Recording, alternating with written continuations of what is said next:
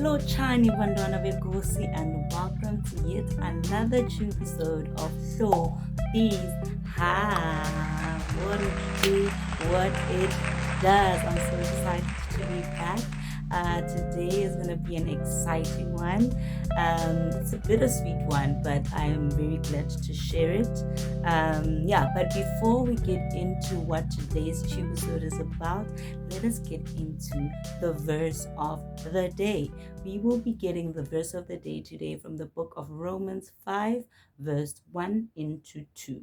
And it reads, "Therefore, having been justified by faith, we have peace with God through our Lord Jesus Christ, through whom also we have access by faith into this grace in which we stand, and rejoice in hope and rejoice in hope the glory of God."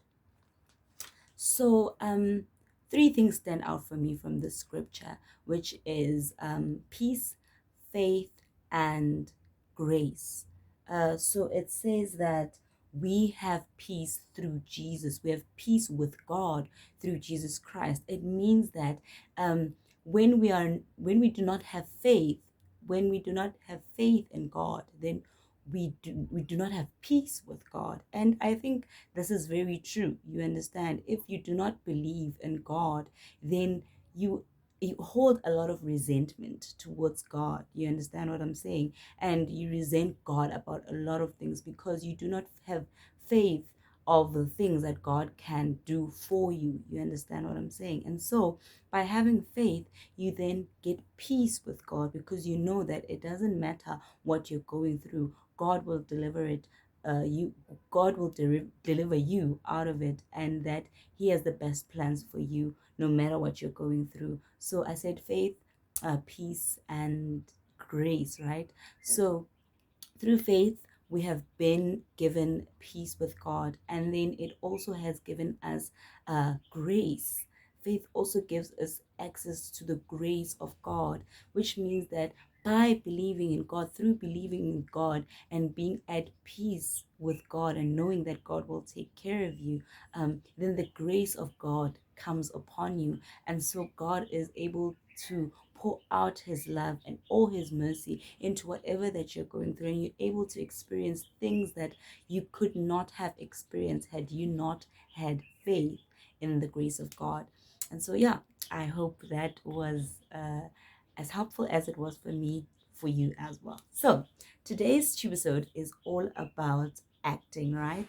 I haven't really done episodes on acting in a bit, especially Monologue Monday. And that is because I'm in between places right now. I'm all over the place. So I hardly get a chance to properly shoot monologues. I really need to focus when like I'm shooting monologues. So I don't want to do it right now when I'm like just all over the place. So that is the reason why we haven't had Monologue Monday in a bit. But then I will be sharing a bit of content about acting in general and the industry. Right. Before I go ahead, I'm realizing that I'm shooting at night today, so there are a lot of noises in the background. So please do not mind the noises. For as long as you can hear me, that is the important part, right? But I am sorry about the noises. So, today we're going to talk about the disadvantages of being an actor or an actress, or I think maybe the disadvantages of being in the entertainment industry, right? Now, when you think about the entertainment industry, you really think about the glitz and the glam and, all the cool stuff that you get to do. And I think that is really why most of us get into it in the first place, because we see all those fun stuff, the lights, the cameras, all of those nice things. But there is a lot that comes with being in the industry or trying to get into the industry, and it can be very taxing on you as a human being. And I think it's not as taxing if you're aware of certain things and you know what it's going to take and you know how much it's going to cost you. because then you will make that decision to go ahead and still pursue this career, but knowing what it's going to take and what the disadvantages are. So that's why I took the liberty of, doing this video to kind of, if you want to be in that space, then you kind of know what to expect, like on the downside of things, right? Yeah. So yeah, let's get into it. Um, oh, so the first thing that I wrote as a disadvantages is that it is an extremely competitive space, right? The acting industry, the entertainment industry in itself is a very, very competitive space, in that I think what makes it so competitive is that like almost everyone has access into the entertainment industry. You understand what I'm saying? And if maybe a certain show or whatever is looking for an actor and actress, they can find actors and actresses everywhere. You understand? There's so many actors and actresses on YouTube. There's so many actors and actresses on TikTok. So like everyone is just out there. I mean, just thinking of when I went to school with so many people, you understand, in just my class, you understand, maybe like 30, 40 people. And then they were, when I was in my senior year, there were other people in other classes, first, second year. So you can imagine, and that's been going on for years and years and years. So there are a lot of people who want to become actors and actresses. And just outside of people who actually study, there are people who, are freelance, people who are doing it even without studying, because, you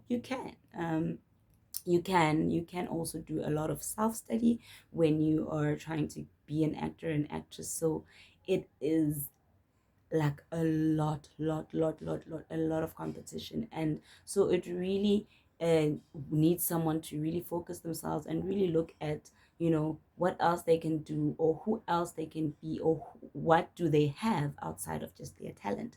So that makes it very hard to be in the industry, to get into the industry, and to stay in the industry, because it's such an extremely competitive field, right? So that's the first thing. The second thing, I said it is costly, which is weird, but like that's how I feel. You understand? Like when you just come out of school, I mean, yes, looking for a job is expensive, for anyone in any field. Submitting CVs, sending emails, all of that. Just, you understand? But now with acting, you go to auditions, and yeah, it's just a lot, man. You go to auditions, you have to do like photo shoots, because like you need headshots. You have to do photo shoots at least every 6 months. You need to update, and those things can be quite costly. I guess it's not something that is exclusive to acting and the entertainment industry, but for me, it's something that I really find difficult.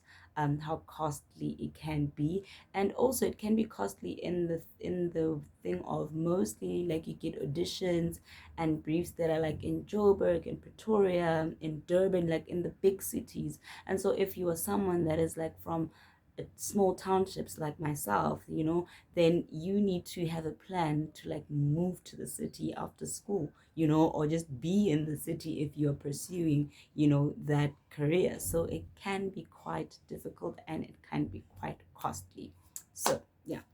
um Also, I forgot to mention, also you also really need to invest in like watching theater shows, in watching movies and films, so that you know what's going on, so that you know what's the trend, what people are looking for, what people are doing also, because it also helps with networking. It's really nice if you maybe meet a big actor, actress, director, casting director, whoever, and you know what they've been doing, their latest works. So it's important to watch people's work, so that you are in a space whereby you know what's going on, you know who's doing what, so that if you meet them, they feel that importance of, okay, no, this person is really like interested in this, and really has the heart for it, followers. So you need to invest some money into watching theater shows, watching films and series, and all of those things, and those things require money. And yeah, just also for networking, you also need to put yourself out there in spaces and events whereby you will meet these people that will help you, right, in moving to the next level of your career. And then number three is you need a very strong social media presence. Now, you may be thinking, like, how is that a disadvantage? It might be a disadvantage if you're someone who's like an introvert or someone who is not big on social media. Like me, before like the social media thing got so big, I really didn't really care much for social media. I was just a Facebook girl. Like I was content with just having Facebook. I was fine because Facebook has all your friends from all walks of life, all your walks of life, every stage of life. You have all your friends and everyone on there. So I was really just content with just having Facebook. But now, I really, really, really have to, have all these other social media platforms, and I really need to be active on all of them because I need followers and it can be a disadvantage if you're not someone who is big on such things. And also I think it also takes a toll on like your mental health, because like if you're not getting the numbers, you may kind of feel like maybe you're not good enough, or you don't look pretty enough, or you don't, it may take a toll on you mentally, if you're not getting the followers, if you're not. So I think that can be a disadvantage. But if you're someone who's cool with putting yourself out there and doing all these great things people are doing on social media, then it might not be a disadvantage for you. Number three, guys, I've lost count. The next thing is exploitation. So yeah, we go through a lot of exploitation within the acting industry, entertainment industry as a whole. People will call you and ask you to be in their films, or to you know MC or sing at their gigs, or whatever you are doing in within the industry.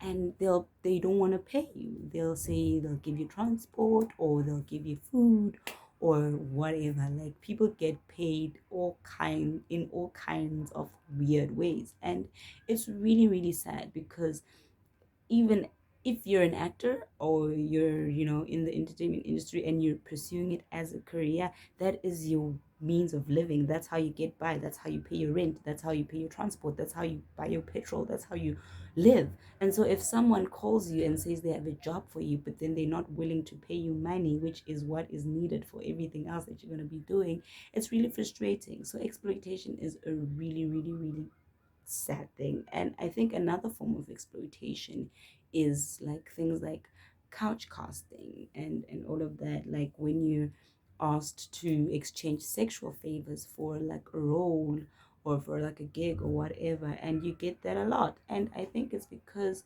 most of us in this industry really do it out of love and do it out of like a passion, and you really are like wanting that opportunity to be seen, and that opportunity to get that next big break, whereby you can finally make this passion something that you can live on. And so people prey on that. And sometimes I think why couch casting and all of those things are viable is also because of desperation. So it's really important as actors and people in the entertainment industry that we should never find ourselves in a place whereby we are desperate, because that is how we fall prey to like things like couch casting. Okay, let's just hold it there. I think I'm gonna switch on the light. I've been focusing so much on speaking at the camera that I don't see that it's actually quite dark. It's gotten quite dark. Hold on a little. Okay, I think it's a little better now. So the next point is finances. So another thing that can be a disadvantage when it comes to acting and being in the entertainment industry is financial stability, because of the nature of the kind of jobs that we do.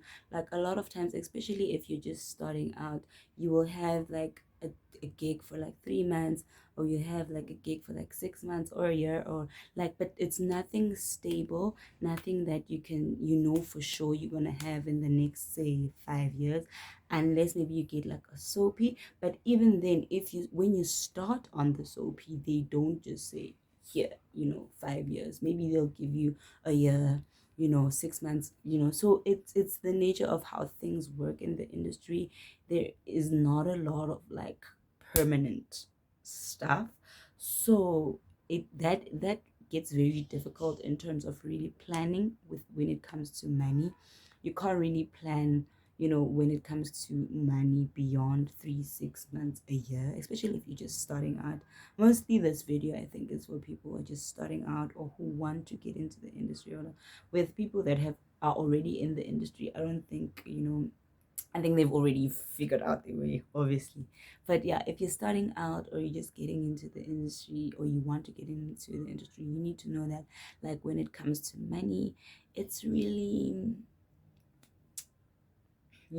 I'm not saying you don't get good money, but even if you get good money, you'll get it for that time period. You don't always have it. So you really, really, really need to be smart with your money, and you really need to figure out how you plan around your money, and maybe have, if you can, have also have a side hustle, have like a business type of thing that will sustain you if you're out of gigs, if you're not getting any jobs or whatever, which is something that I should get working on. But like, having a side hustle, having something that is more constant, that will help you get by in times where, but also it should be something that doesn't really require a lot of your time.